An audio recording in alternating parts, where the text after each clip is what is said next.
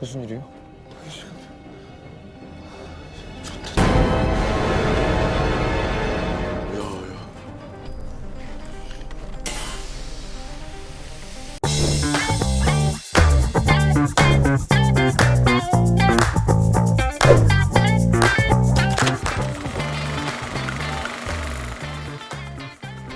Hai, kembali lagi di channel kesayangan kalian, yakni Kita Ceritain yang tentunya punya film-film keren untuk disajikan.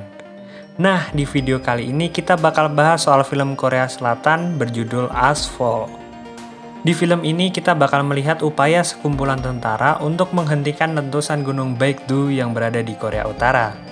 Pasti penasaran sama ceritanya. Ya sudah, mending langsung saja kita ceritain bersama aku, Seto, yang bakal nemenin di sepanjang video. Film diawali dengan penemuan sebuah benda pasca perang 2. Seorang penjinak yang bernama Cho In Chang mengeluh kepada rekannya karena bom tersebut nggak berbahaya sama sekali dan pingin cepat-cepat selesai. Di sisi lain, istrinya yang bernama Ji Young sedang memeriksa kehamilannya. Setelah selesai, Ji Young langsung menghubungi suaminya yang sedang terjebak macet.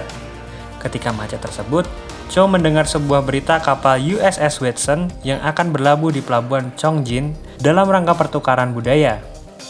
Gak lama setelahnya, gedung pusat kebudayaan hancur karena gempa dengan magnitudo 7,8.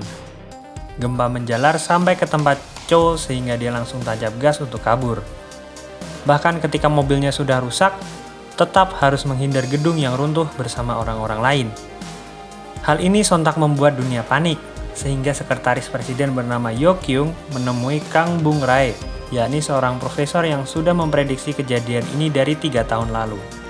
Tapi tidak ada yang menanggapinya. Awalnya Kang menolak, namun karena bujukan Yo Kyung, dia akhirnya menerima undangan rapat bersama presiden. Kalau gempa ini dibiarkan, seluruh Korea akan dalam bahaya ledakan magma. Makanya Profesor Kang menjelaskan kepada semua anggota rapat kalau bencana ini dapat diatasi dengan mengalirkan magma ke tempat lain. Dari sekian banyak tempat yang direkomendasikan Menteri Agraria, Profesor Kang memilih tambang nomor 9 untuk dimasukkan bahan peledak yang ternyata adalah bom nuklir. Hal ini sangat kontroversial, sehingga Presiden harus membuat keputusan sulit. Ia pun optimis rencana Kang bakal berhasil, bahkan sampai terpaksa melanggar kesepakatan anti-nuklir dan mencuri uranium yang mereka perlukan dari Korea Utara. Kapten Cho didatangi oleh seorang tentara yang menugaskan dia buat ke Korea Utara. Malam harinya, Cho pamit kepada istri. Untuk bisa melaksanakan rencana Kang Bung Rae, Cho dan tentara lainnya harus mencuri 6 misil di Korea Utara beserta seorang intel bernama Lee Jon Pyong yang tahu soal lokasi misil tersebut. Jadi tugas mereka adalah untuk menyandera Lee supaya dia memberitahu letak misil tersebut. Selain itu, mereka juga ditugaskan untuk mengambil uranium dari misil nuklir tersebut dan menaruhnya ke dalam prototipe bom mereka yang saat ini masih belum aktif. Kalau sudah aktif, timer bom nuklir ini tidak bisa berhenti. Mesin pesawat yang dinaiki Cho dan pasukan Alpha One tiba-tiba terbakar. Hal ini membuat beberapa dari mereka loncat dari pesawat dan beberapa lainnya nggak selamat. Untuk mengambil tas hitam yang penting, Cho buru-buru masuk ke dalam bangkai pesawat dan mengambilnya sebelum meledak. Misi utama Cho adalah untuk menemukan Lee Jon Pyong, yang mau tidak mau harus dilakukan tanpa bala bantuan.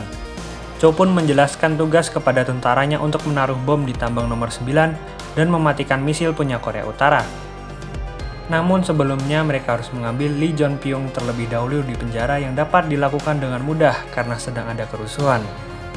Cho sempat mengingatkan kalau Lee bisa jadi berkhianat, makanya mereka harus hati-hati. Lee Jon Pyong pun meminta izin untuk membersihkan dirinya. Tidak hanya itu, di kamar mandi Lee juga mencabut alat pelacak tetapi juga melihat peta menuju tambang yang ia curi dari Jo sebelum dimakan olehnya. Sesaat setelah bagi-bagi permen, Cho baru sadar kalau dia kehilangan dompetnya. Lee pun memberikan dompet, Cho kembali saat mengaku kalau petanya dia makan supaya hanya dia yang tahu lokasi tambangnya. Nampaknya bukan hanya ini tipu muslihat dari Lee Jon Pyong yang bakal kita lihat ke depannya. Tiba-tiba, Lee minta izin untuk buang air. Ketika tentara lengah, dia berhasil kabur dengan melepaskan borgol dan menghajar Tae-sik yang sedang lengah. Karena Lee berhasil mencabut pelacak dari badannya, Cho pun kebingungan untuk mencari keberadaan Lee. Sementara itu, Lee pergi ke apartemennya untuk mengambil handphone dan menelpon seseorang tentara, hal yang baru saja dialami. Cho sempat mengingat ucapan Lee tentang pemandangan di apartemennya. Dan dugaan Cho makin benar ketika ada suara tembakan dari sebuah apartemen. Suara tembakan itu muncul dari Lee yang sedang kesal karena ternyata istrinya lah yang membuat dia di penjara. Sang istri juga kesal karena Lee tidak pernah hadir buat anaknya. Dan ketika Lee hampir menembak istrinya, pasukan Cho datang untuk menjemput Lee. Sementara itu, istri Cho sendiri sedang bersiap-siap untuk evakuasi. Cho sebagai pemimpin membuat rencana untuk pasukannya. Namun hal itu ditertawakan sama Lee yang menganggap dia tak tahu apa-apa. Rencana dimulai dengan mematikan generator listrik, lalu bergegas untuk mencapai lokasi misil selagi tentara Korea Utara lengah. Lee sendiri ikut membantu Cho dengan cara pura-pura menjadi teman Korea Utara. Mereka pun sampai di sebuah lift berbentuk kontainer yang membawa mereka ke tempat misil sebenarnya. Pasukan Cho bergegas mengambil uranium dari rudal-rudal tersebut. Meski waktu mereka ternyata semakin sempit, pasalnya Gunung Baekdu makin mengamuk sehingga bikin Ji Young terjebak di dalam mobilnya. Yang lebih parahnya lagi, gelombang besar menghantam mobil Ji Young beserta dia di dalamnya. Pintu gudang hampir tertutup. Pasukan Cho belum berhasil mengambil semua uranium. Dan Lee pun berusaha kabur dari rak besi dengan menariknya. Sebelum benar-benar tertutup, Lee berhasil lepas dan mengganjal pintu gudang dengan sebuah drum. Lee berhasil kabur sedangkan pasukan Cho masih berkutat dengan uranium mereka. Sebelum mereka sadar, tim Alpha One terjebak di bawah tanpa ada lift. Namun dari atas ada Lee yang kembali menjemput mereka karena terpaksa. Hal ini dia lakukan karena disuruh membawa detonator dan Cho kepada atasannya jika ingin bertemu anak perempuannya. Akhirnya mereka kabur bersama dari gudang yang sudah porak-poranda. Ledakan gunung berapi yang lebih cepat dari perkiraan membuat tim Alpha One harus bergerak lebih cepat lagi. Sementara itu, Profesor Kang menjelaskan ke Yo Kyung kalau pada saat ini meledakan tambang nomor 7 justru bisa menyelamatkan mereka. Cho yang sudah lelah dengan tingkah Lee langsung mengancam agar ia memberi letak tambangnya. Namun belum sempat kelar, tiba-tiba mereka diserang oleh pihak nggak dikenal. Serangan ini membuat pasukan Cho banyak yang terluka, sehingga Lee membantunya untuk mengalahkan mereka. Singkat cerita, hanya Cho dan Lee berhasil kabur menggunakan mobil. Namun, lagi-lagi Lee berkhianat dan menyengat Cho hingga pingsan. Misi ini tidak hanya mempengaruhi tentara, tetapi juga Profesor Kang yang menyerah sama pemerintah dan memutuskan untuk pergi. Tentara Alpha One yang masih hidup disandra oleh tentara Korea Utara, sedangkan Lee membawa Cho ke Bokyeon sebagai bukti kalau Korea Selatan melanggar kesepakatan anti-nuklir. Di Korea Selatan sendiri, sang presiden juga bingung bagaimana cara menyelamatkan warga tanpa harus mengkhianati kepercayaan Amerika Serikat. Tidak hanya Lee yang penuh dengan kejutan, ternyata Cho membawa pelacak GPS yang dapat dilihat oleh pasukan Alpha One. Cho juga sempat melepas borgolnya menggunakan baut di mobil, sambil mengambil alih setir yang membuat Lee marah besar.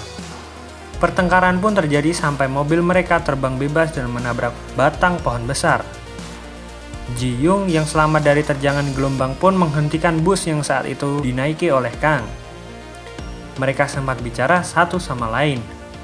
Namun Kang merasa sedih sebab Cho meninggalkan istrinya adalah karena rencana buatannya. Karena terlalu lelah, Cho dan Lee memutuskan untuk berhenti bertarung. Cho pun memohon bantuan Lee untuk membawa bom itu ke tambang. Tapi entah kenapa malah Cho yang harus menarik bom beserta Lee menggunakan sebuah keranjang besar. Mereka yang awalnya musuh ini justru harus bertahan hidup bersama dengan mengais makanan di sebuah minimarket. Pasukan Korea Utara datang untuk menangkap mereka. Namun untungnya tim Alpha One mengacaukan suasana dengan bus sekolah. Kejar-kejaran di malam hari pun tidak terhindarkan. Namun untungnya mereka berhasil kabur setelah jembatan yang mereka lewati roboh. Sementara itu warga Korea Selatan yang ingin dievakuasi jadi rusuh karena tidak diizinkan masuk. Kang yang melihat Ji Young ikut terjebak dalam kerusuhan tersebut langsung menolong istri Cho tersebut dan memberitahu Ji Young kalau suaminya ada di Korea Utara. Bukannya berteman, Lee masih agresif terhadap Cho sambil memaksanya membuang pelacak GPS. Masalah jadi rumit ketika tentara Amerika Serikat menurunkan pasukannya ke lokasi Lee untuk menjaga bom nuklir jatuh ke tangan Tiongkok.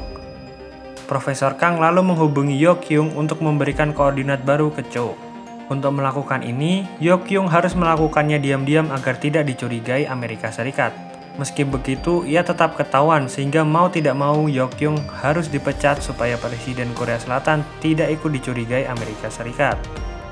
Di tengah perjalanan, Lee bertanya kepada Cho, apakah rencananya bakal berhasil? Cho menjawab dengan ragu, dan karena itulah Lee memilih untuk meninggalkan mereka untuk mencari anaknya di Bokyeon. Lee menggambarkan denah tambang untuk Cho. Namun di tengah perjalanan, orang yang tidak diduga-duga menghubunginya. Ji Yong Yo, Kyung, dan Kang berhasil menelponnya lewat saluran satelit. Dan Kang langsung memberitahu lokasi baru yang harus tim Alpha One capai, yakni tambang nomor 7. Sementara itu di Bokyeon, Lee menemukan anak perempuannya yang wajahnya dia tidak kenali, yakni Sun Ok. Karena tidak mengenali, Sun Ok yang bisu itu pun takut ketika ayahnya itu mencoba ramah kepadanya. Atasan Lee yang berasal dari Tiongkok datang untuk menagih barangnya. Namun karena tidak ada, dia langsung menembak perut Lee.